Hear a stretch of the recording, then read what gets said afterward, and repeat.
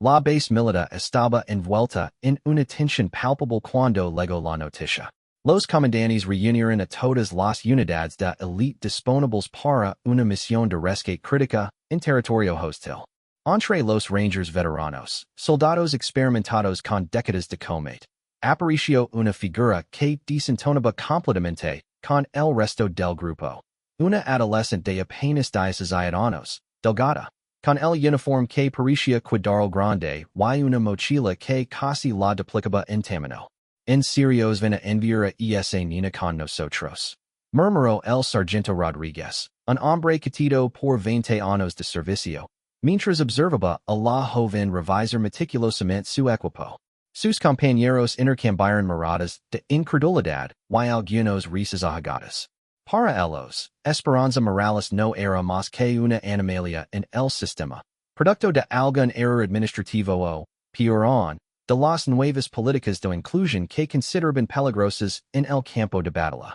La historia de Esperanza había comenzado 3 años atrás en las montañas rurales de Colombia, donde creció en una familia campesina que luchaba por sobrevivir en medio del conflicto armado. Su padre, un ex-militar convertido en agricultor, había sido secuestrado por guerrilleros cuando ella tenía 14 años. En lugar de hundirse en la desesperación, la joven tomó una decisión que cambiaría su vida para siempre. Se inscribió en el programa militar juvenil más exigente del país, con un solo objetivo en mente: convertirse en lo suficientemente fuerte para rescatar a su padre. Durante 3 años, Esperanza se sometió a un entrenamiento brutal que habría quebrado a soldados veteranos. Se levantaba a las 4 de la madrugada para correr 15 kilómetros por terreno montañoso antes del desayuno. Dominó técnicas de combate cuerpo a cuerpo que aprendió de instructores internacionales. Perfeccionó su puntería hasta poder impactar objetivos a 500 metros en condiciones adversas. Y estudió estrategia militar con una intensidad obsesiva que preocupaba a sus superiores. Pero más allá de las habilidades físicas y técnicas, Esperanza había desarrollado algo que sus instructores describían como instinto sobrenatural para la supervivencia. Podía moverse por el bosque sin hacer ruido, detectar emboscadas antes que los sensores electrónicos, y tenía una capacidad casi telepática para anticipar los movimientos del enemigo.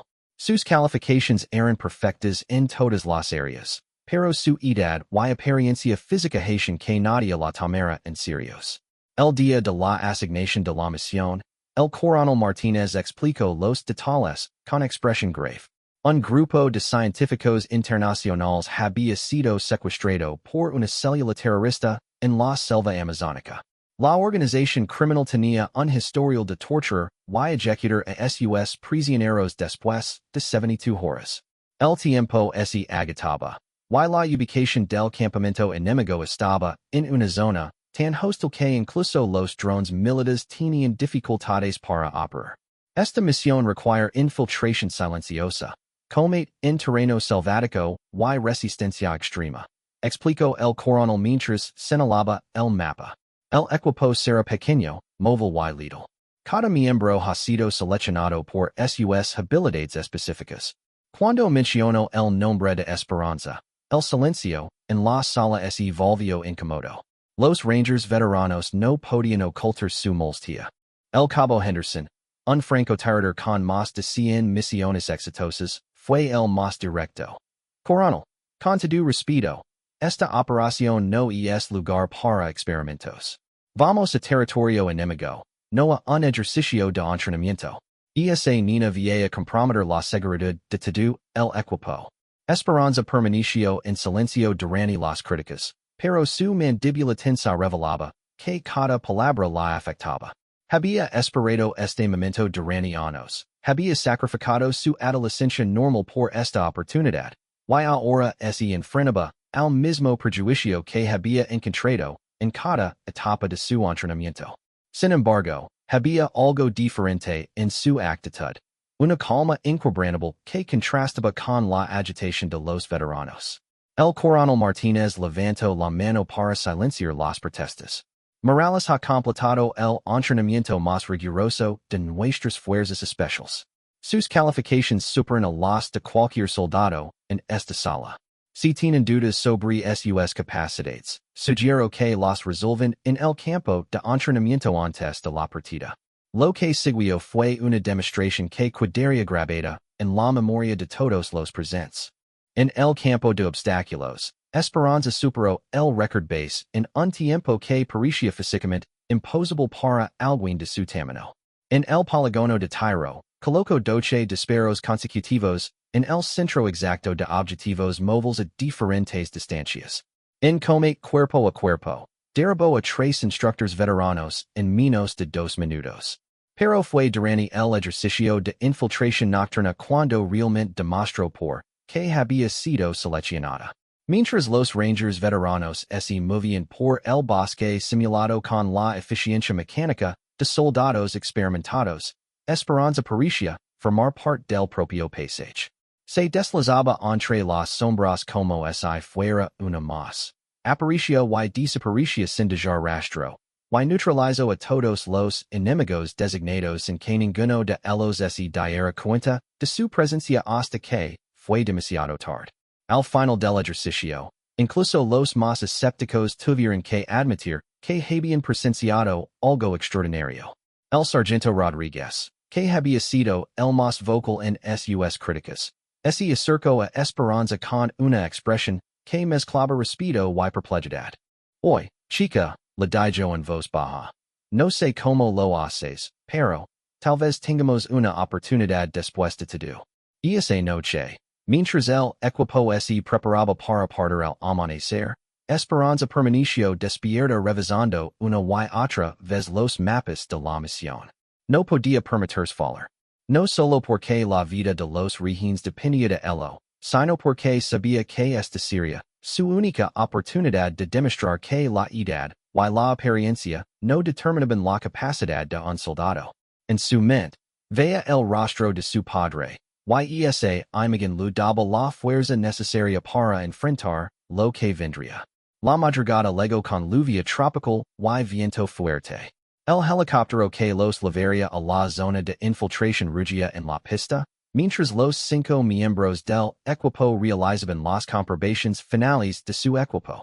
Esperanza ajustó su chaleco antibalas, verificó su rifle de asalto y las granadas que llevaba en el cinturón. A pesar de la tensión del momento, se sentía extrañamente tranquila. Había entrenado para esto durante 3 años. Había vivido cada día pensando en este momento. Cuando subieron al helicóptero, los rangers veteranos la observaron con una mezcla de curiosidad y cautela. Ya no había burlas abiertas, pero tampoco aceptación completa. Esperanza sabía que tendría que ganarse su respeto misión tras misión, combate tras combate. Mientras el helicóptero se elevaba hacia las nubes grises del amanecer, él cerró los ojos y se preparó mentalmente para enfrentar al enemigo que había estado estudiando durante meses. La selva amazónica se extendía debajo de ellos como un mar verde infinito, ocultando peligros que pondrían a prueba no solo sus habilidades militares, sino también su capacidad para trabajar como un verdadero equipo. En pocas horas, esa adolescente que había sido subestimada por todos tendría la oportunidad de demostrar que los prejuicios pueden ser el error más costoso en el campo de batalla. El enemigo los esperaba en algún lugar de esa inmensidad verde, confiados en que su posición era inexpugnable.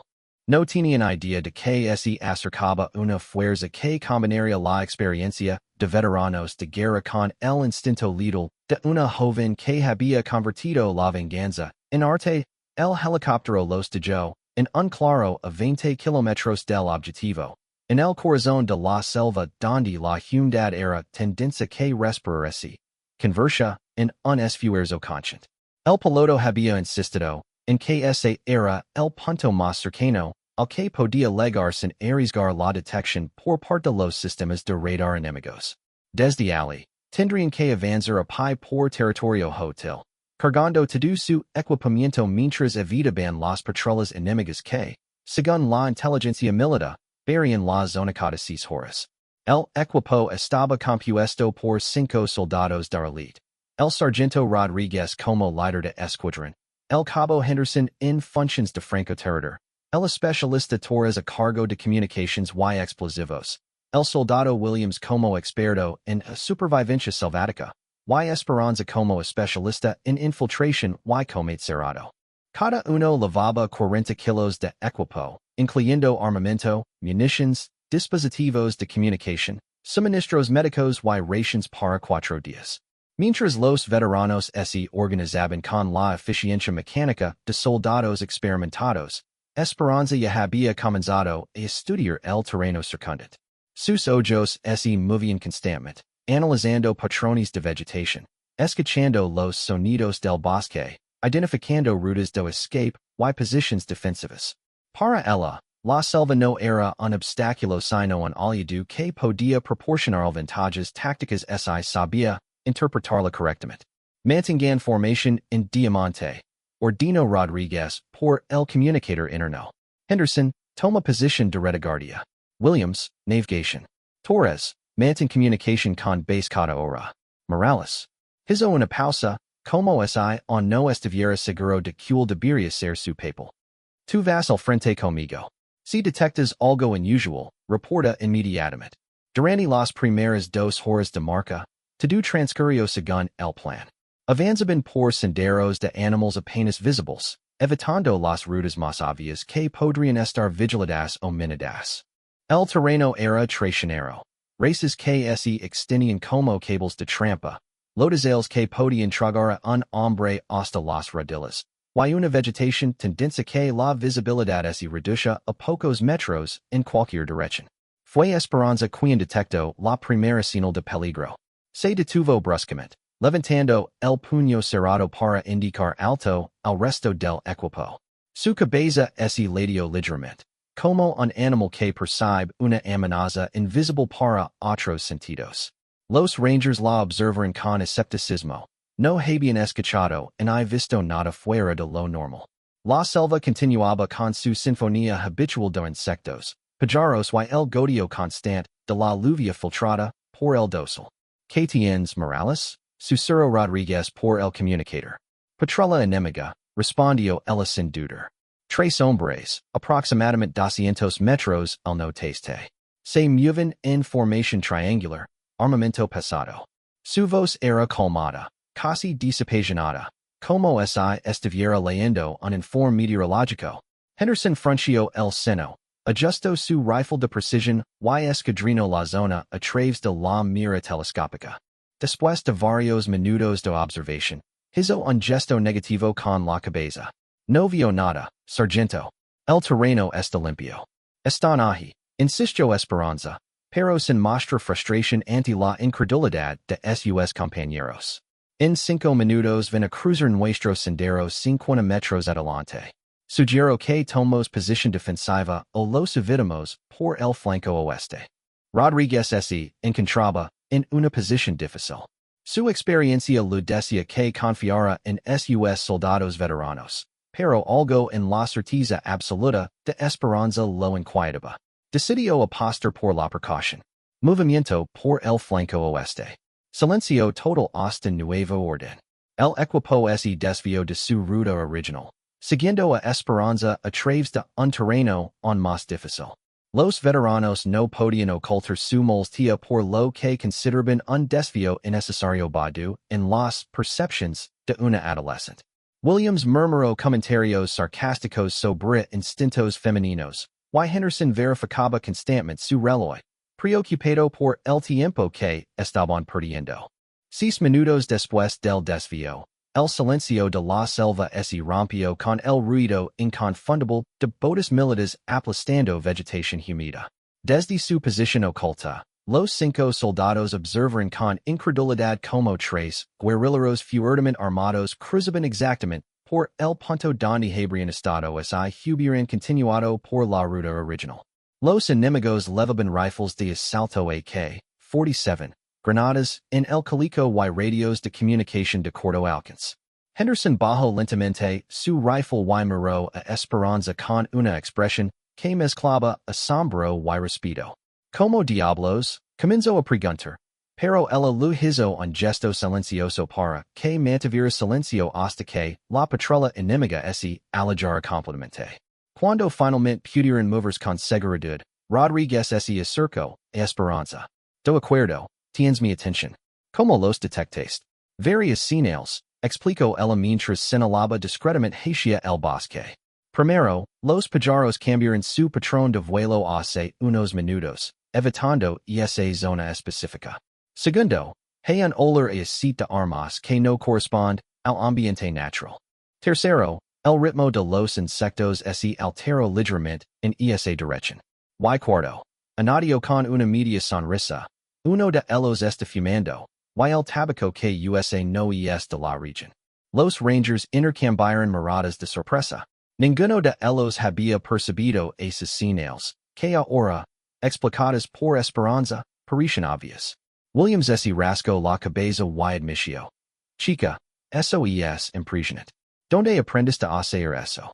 Cuando vives en zona de conflicto desde niña, aprendes a leer el ambiente o muros, respondió ella con simplicidad, pero sin dramatismo.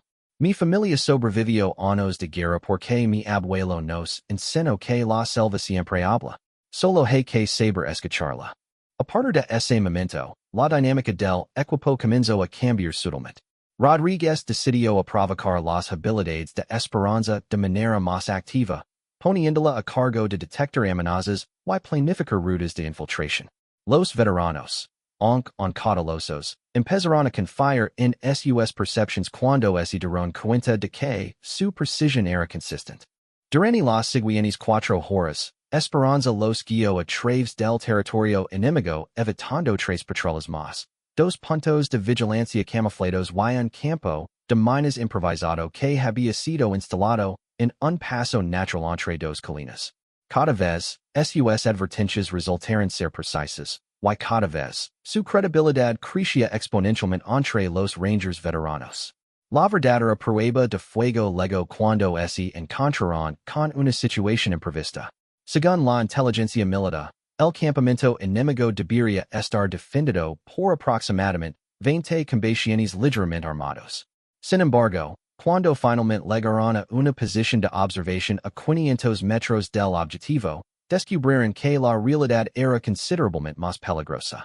El campamento estaba fuertemente fortificado, con ametralladoras pesadas en posiciones elevadas, francotiradores en torres de observación improvisadas, y al menos 40 combatientes patrullando el perímetro. Además, habían detectado la presencia de vehículos blindados ligeros y lo que parecía ser un sistema de comunicaciones por satélite que no había aparecido en los reportes de inteligencia. Esto no es lo que esperábamos, murmuró Henderson mientras observaba el campamento a través de sus binoculars. Esta gente está mejor organizada y equipada de lo que nos dijeron. Vamos a necesitar apoyo aéreo o artillería para tomar esa posición. Rodríguez contactó con la base para informar sobre la situación, pero la respuesta fue desalentadora. No había apoyo disponible hasta el día siguiente, y para entonces sería demasiado tarde para los Rejoignez. La misión tendría que continuar solo con los recursos del equipo, o ser abortada completamente. Fue entonces cuando Esperanza propuso algo que sonaba completamente descabellado. Una infiltración nocturna individual para neutralizar las defensas clave y permitir que el resto del equipo atacara al amanecer con ventaja táctica. Su plan implicaba mover sola a través de las defensas enemigas, eliminar silenciosamente a los centinelas en puntos estratégicos, y crear confusión suficiente para que los rangers pudieran penetrar el perímetro. Absolutamente no, fue la respuesta inmediata de Rodríguez. Es demasiado arriesgado. Una persona sola contra 40 enemigos en su propio territorio es suicidio. Pero Esperanza ya había analizado cada detalle del campamento durante horas de observación. Conocía los patrones de patrullaje, había identificado los puntos ciegos en la vigilancia, y había encontrado una ruta que le permitiría llegar hasta el centro del campamento sin ser detectada. Más importante aún, sabía que era su oportunidad de demostrar definitivamente que no era solo una adolescente llegando a la guerra, sino una soldado capaz de asumir riesgos que otros no podrían manejar. Dimi hasta las 4 de la madrugada. Pidió con una calma, que contrastaba con la tensión del momento. Sino he señalado que el camino está libre para entonces, pueden abordar la misión. Pero así lo logró. Esos rehenes van a salir vivo de aquí. La decisión final dependía de Rodríguez, quien se encontraba evaluando options igualmente peligrosas. Sabía que seguir el protocolo significaría probablemente la muerte de los científicos secuestrados. También sabía que confiar en un plan tan arriesgado propuesto por la soldado más joven de su equipo había contratado lo que lo había enseñado su experiencia militar. Mientras observaba el campamento enemigo a través de los binoculars, Rodríguez tomó la decisión que cambiaría el curso de la misión y la percepción que tenía sobre las capacidades reales de Esperanza Morales. En pocas horas, esa pequeña adolescente tendría la oportunidad de demostrar sus habilidades excepcionales podían traducirse en resultados letales cuando se enfrentara cara a cara con combatientes experimentados en su propio territorio. La decisión de Rodríguez resonó en el silencio tenso de la noche selvática como una sentencia final. Tienes autorización Morales. Pero si algo sale mal, no podemos arriesgar el resto del equipo para rescatar. Sus palabras eran duras, pero necesarias. En operations militares, el pragmatismo a menudo superaba a la compasión, y todos los soldados lo entendían desde el primer día de entrenamiento. Esperanza sintió sin mostrar emociones, pero internamente sintió una mezcla de adrenalina y determinación que había estado construyendo durante años. Este era el momento para el que había entrenado cada día desde que tenía 14 años. Cada kilómetro corrido en las montañas, cada hora de combate cuerpo a cuerpo, cada noche estudiando tácticas militares había sido preparación para esta oportunidad. Mientras se preparaba para la infiltración, Esperanza revisó meticulosamente su equipo con una precisión casi ritual. Retiró todo lo no esencial de su mochila, manteniendo solo lo absolutamente necesario. Cuchillo de combate, pistola con silenciador, 6 granadas pequeñas de fragmentación, cables para estrangulamiento, dispositivo de comunicación de emergencia, y pintura de camuflaje. Su rifle de asalto se quedaría con el equipo. Para esta misión, necesitaba movilidad y silencio absoluto. ¿Está segura de esto? Preguntó Torres mientras observaba cómo Esperanza aplicaba rayos negros y verdes en su rostro hasta volverse prácticamente invisible en la penumbra. Esos tipos no van a dudar en matarte si descubren. Y no van a ser gentiles antes de hacerlo. Lo sé, respondió ella mientras verificaba que su cuchillo estuviera perfectamente afilado. Pero también sé que si no actúo ahora, esos científicos van a morir al amanecer. Y probablemente nosotros también. No había bravuconería en su voz, solo la declaración fría de hechos que todos sabían que eran ciertos. A medianoche, Esperanza comenzó su descenso hacia el campamento enemigo. Se movía con una fluidez que parecía desafiar las leyes de la física. Cada paso calculado para evitar ramas que pudieran romperse. Cada movimiento coordinado para provocar las sombras naturales del bosque. Los rangers la observaron través de visors nocturnos hasta que simplemente se desvaneció en la oscuridad como si nunca hubiera existido. El campamento enemigo estaba organizado en 3 anillos defensivos concéntricos. El perímetro exterior consistía en patrullas móviles que recorrían rutas predefinidas cada 20 minutos. El anillo medio tenía centinelas fijos en posiciones camufladas con vista a los accesos principales. El núcleo central contenía los barracones, el centro de comunicaciones, y la prisión improvisada, donde mantenían a los rehenes. Esperanza había estudiado los patrones durante horas y había identificado una ventana de oportunidad que se repetía cada 48 minutos. Un momento en que la sincronización de las patrullas creaba un punto ciego de exactamente 3 minutos en el sector noteste del perímetro. Era una ventana minúscula, pero suficiente para alguien con sus habilidades. Se deslizó a través del primer anillo como una sombra entre sombras. Los guerrilleros pairan a menos de 5 metros de su posición sin detectar su presencia. Su respiración era tan controlada que parecía haberse fusionado con los sonidos naturales del bosque. Cuando uno de los patrulleros se detuvo para encender un cigarrillo exactamente al lado del árbol donde ella se ocultaba, Esperanza permaneció inmóvil durante 10 minutos completos hasta que el hombre continuó su recorrido. El segundo anillo presentó un desafío diferente. Los centinelas fijos estaban alertas y bien posicionados, pero Esperanza había identificado algo que ningún manual militar había predicho. Todos ellos tenían un patrón inconsciente de mirar hacia la misma dirección cada pocos minutos, probablemente hacia donde sabían que estaban sus compañeros, buscando la tranquilidad psicológica de saber que no estaban solos en la oscuridad.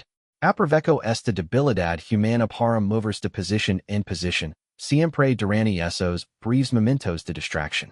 En una ocasión, pasó tan cerca de un centinela que pudo oler el café que había bebido horizontes, pero el hombre nunca supo que la muerte había estado a centímetros de él.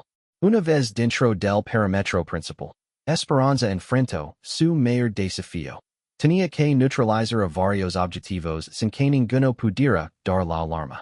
Había planificado una secuencia específica basada en la ubicación de cada enemigo y las rutas de escape disponibles. Cualquier error en el orden o en el timing resultaría en una alerta general que condenaría tanto su misión como su vida. Su primer objetivo fue el operador de radio en el centro de comunicaciones. El hombre estaba solo en una tienda reforzada, monitoreando las frecuencias militares en busca de señales de actividad gubernamental en la zona. Esperanza se acercó desde el ángulo ciego de la antena satelital, aprovechando el ruido constante de los generadores eléctricos para enmascarar cualquier sonido de su aproximación. El operador de radio murió sin saber que había estado en peligro.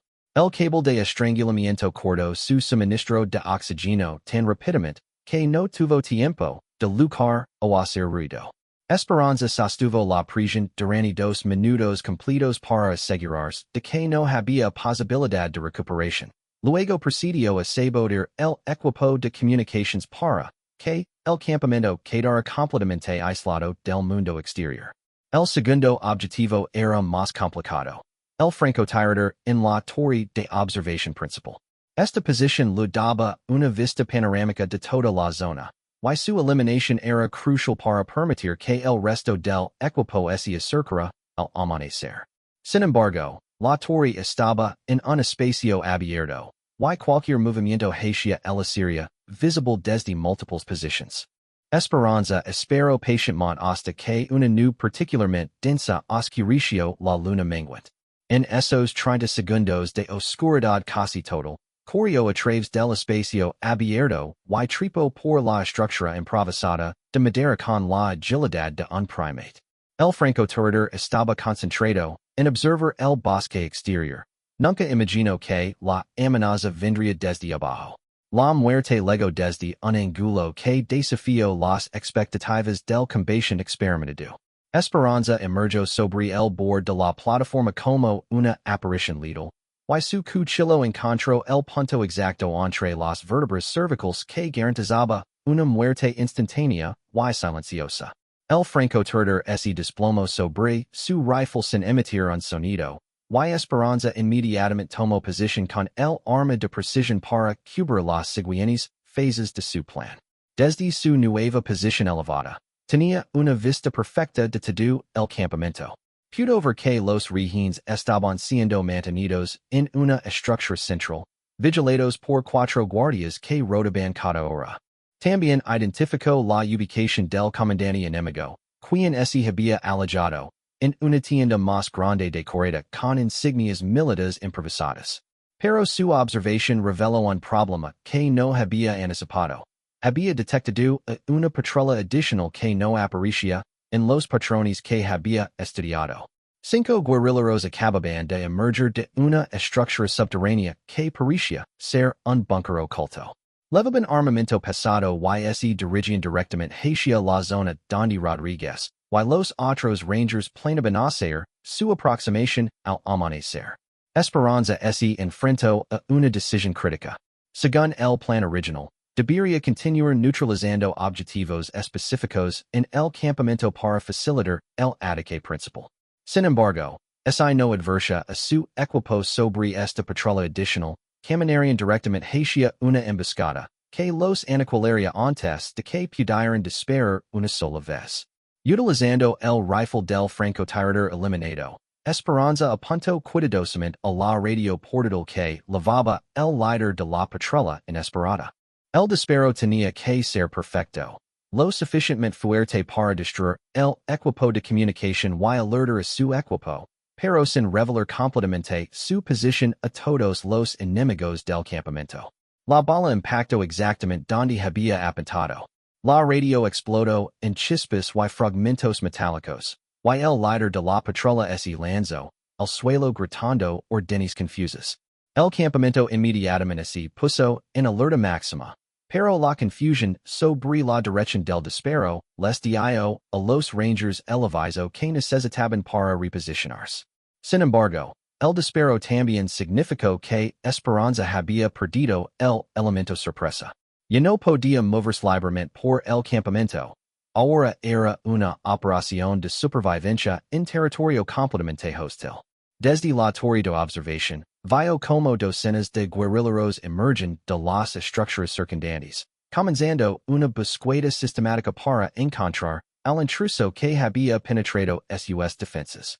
Era el momento de demostrar que 3 años de entrenamiento obsesivo podían traducirse en habilidades letales cuando se enfrentaba a múltiples enemigos experimentados que conocen el terreno mejor que ella. La adolescente que había sido subestimada por sus propios compañeros estaba a punto de convertirse en la pesadilla nocturna de combatientes que habían sobrevivido décadas de guerra civil. Con 40 enemigos buscándola y el amanecer aproximándose rápidamente, Esperanza se preparó para la fase más peligrosa de una misión que ya había superado todos los niveles de riesgo imaginables.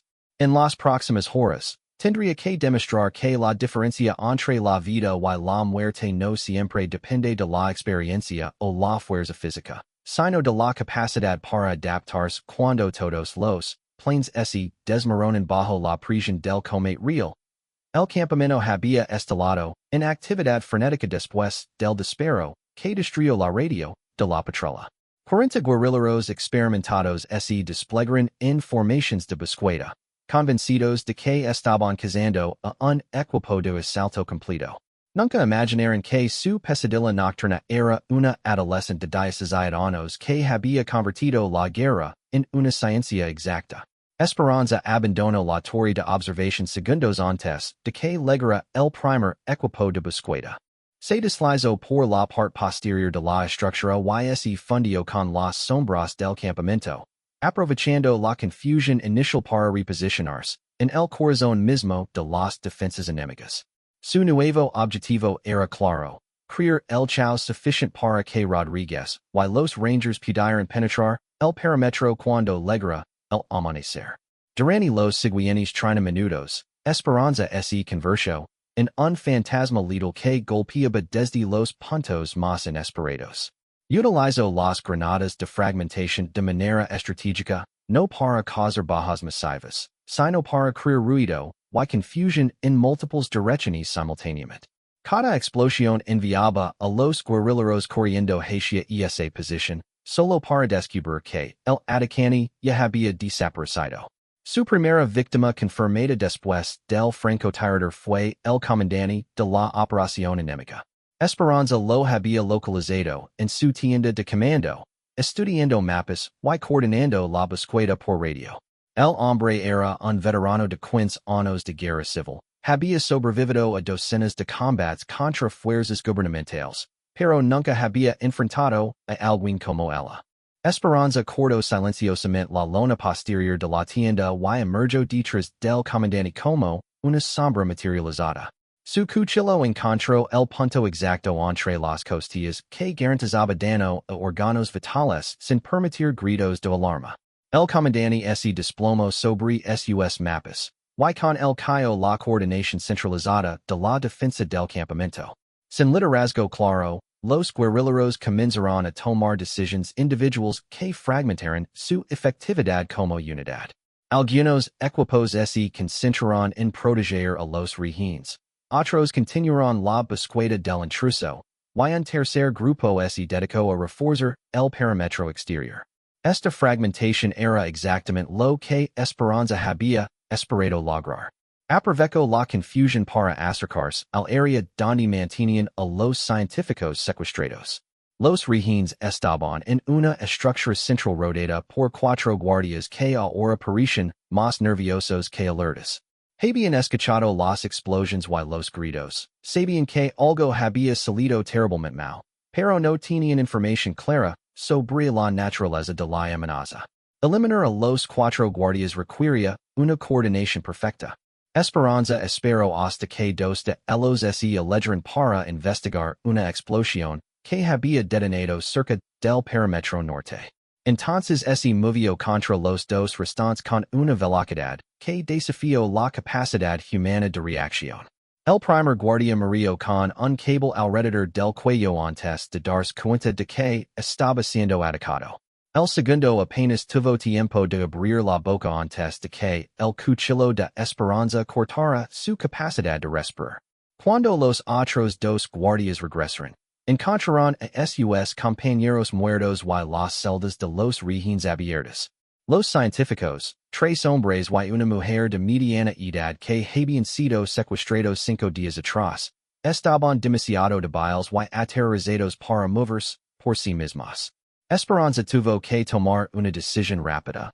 Podía intentar evacuar a los rehenes inmediatamente, arriesgando ser detectada por el peso de mover cuatro civiles a través de territorio hostil, o podía continuar con su plan de sabotaje y confiar en que Rodríguez llegaría a tiempo para el rescate. Optó por un término medio que demostró su madurez táctica. Escondió a los rehenes en una posición defensible dentro del mismo campamento. Les dio instrucciones específicas sobre cómo mantenerse ocultos hasta que llegara la ayuda, y continuó con su campaña de desestabilización. Los científicos la observaron con una mezcla de alivio y incredulidad. Su salvador era una adolescente que parecía completamente calmada en medio del caos que ella misma había creado. Las siguientes 2 horas fueron una demostración magistral de guerra psicológica. Esperanza utilizó cada técnica que había aprendido durante su entrenamiento para crear la ilusión de que el campamento estaba siendo atacado por una fuerza superior en números y equipamiento. Cambió constantemente de posición, utilizó voces distorsionadas para dar órdenes falsas por radios capturadas, e incluso imitó señales militares que hizo creer a los guerrilleros que estaban enfrentando una operación de asalto coordinada. En un momento particularmente brillante de engaño táctico, utilizó la radio del comandante eliminado para enviar órdenes contradictorias a diferentes sectores del campamento. Ordenó al grupo del sector este que se concentrara en el oeste para repeler un ataque ficticio, mientras instruía al grupo del oeste que se moviera al este para reforzar defensas inexistentes. El resultado fue que los guerrilleros comenzaron a disparar entre ellos en la oscuridad, convencidos de que estaban enfrentando infiltrados. Cuando finalmente llegó el amanecer, el campamento estaba sumido en un caos total. De los 40 guerrilleros originales, Esperanza había eliminado personalmente 7, incluyendo al comandante y el francotirador. Pero más importante aún, había logrado que el resto se neutralizaran entre ellos a través confusión y órdenes contradictorias. Al menos 12 combatientes habían resultado heridos o muertos por fuego amigo durante la noche. Rodríguez y los rangers llegaron exactamente a las 6 de la madrugada para encontrar un campamento que parecía haber sido atacado por una fuerza fantasma. Las defensas estaban desmoronadas, los sistemas de comunicación saboteados, y los guerrilleros supervivientes estaban tan desorganizados que ni siquiera pudieron montar una resistencia efectiva contra el asalto coordinado del equipo de rescate. ¿Dónde está Morales?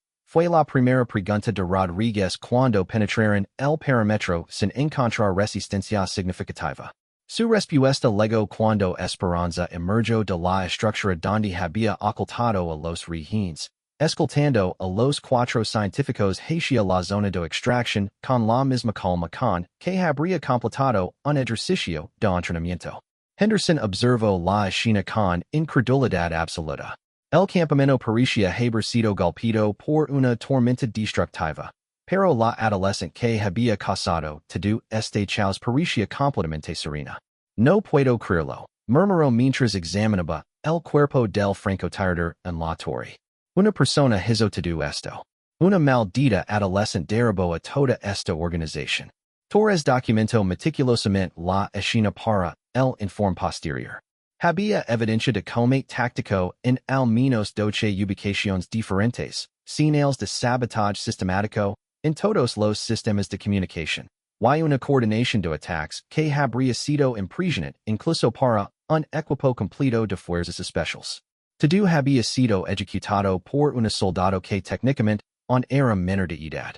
Williams, el experto en supervivencia que había sido el más escéptico sobre las capacidades de Esperanza, se acercó a ella mientras ayudaba a cargar a los rehenes en el helicóptero de evacuación. Hoy, Morales, dijo en voz baja. No sé cómo decor esto, pero nunca había visto nada como lo que hice esta noche. Esos tipos eran veteranos de guerra, y tú los convertiste en aficionados. Esperanza simplemente sintió, pero Rodríguez pudo ver en sus ojos algo que no había estado ahí al comienzo de la misión. La confianza absoluta de alguien que había probado sus capacidades en las circunstancias más extremas posibles. Ya no era la adolescente que trataba de demostrar su valor. Ahora era un soldado que sabía exactamente lo que era capaz de lograr. El vuelo de regreso transcurrió en un silencio reflexivo. Los Rangers veteranos procesaban mentalmente lo que habían presenciado, reevaluando todo lo que creían saber sobre experiencia, edad, y capacidad militar. Esperanza utilizó el tiempo para planificar su próximo objetivo. Había demostrado que podía completar misiones imposibles. Ahora quería liderar su propio equipo en operaciones de rescate especializadas. Cuando aterrizaron en la base, la noticia de la misión se había extendido a través de toda la cadena de mando. El coronel Martínez esperaba en la pista con una expresión que mezclaba orgullo profesional y asombro personal. En sus 20 años de servicio, nunca había visto un informe de misión que describiera una operación tan audaz ejecutada por un solo soldado. 3 semanas después, Esperanza recibió la condecoración militar más alta disponible para operaciones de combate. Pero más importante que cualquier medalla fue el respeto que había ganado de soldados que inicialmente la habían visto como una anomalía en el sistema. Rodríguez la recomendó personalmente para entrenamiento de comando avanzado. Henderson solicitó trabajar bajo sus órdenes en futuras misiones. Y Torres comenzó a estudiar sus técnicas para incorporarlas en los manuales de entrenamiento militar. La adolescente que había sido subestimada por Rangers veteranos se había convertido en una leyenda viviente que cambió para siempre la percepción sobre que constituye un soldado de élite. Su historia se convirtió en estudio de caso obligatorio en academias militares, donde instructores experimentados analizaban como una combinación de entrenamiento riguroso, motivación personal extrema, y adaptabilidad táctica podía superar las ventajas tradicionales de edad y experiencia. Pero para Esperanza, la misión más importante aún estaba por delante. Había demostrado que podía derrotar enemigos en territorio hostil. Ahora planeaba utilizar esas mismas habilidades para cumplir la promesa que había hecho 3 años atrás cuando comenzó su entrenamiento militar, rescatar a su padre de los guerrilleros que lo habían secuestrado. Esta vez, sin embargo, sabía que no tendría que demostrar nada a nadie. Los pequeña adolescente que habían provocado las burlas de soldados veteranos ya no existía. En su lugar había emergido una fuerza de la naturaleza que convertiría esa búsqueda personal en su masterpiece táctica final.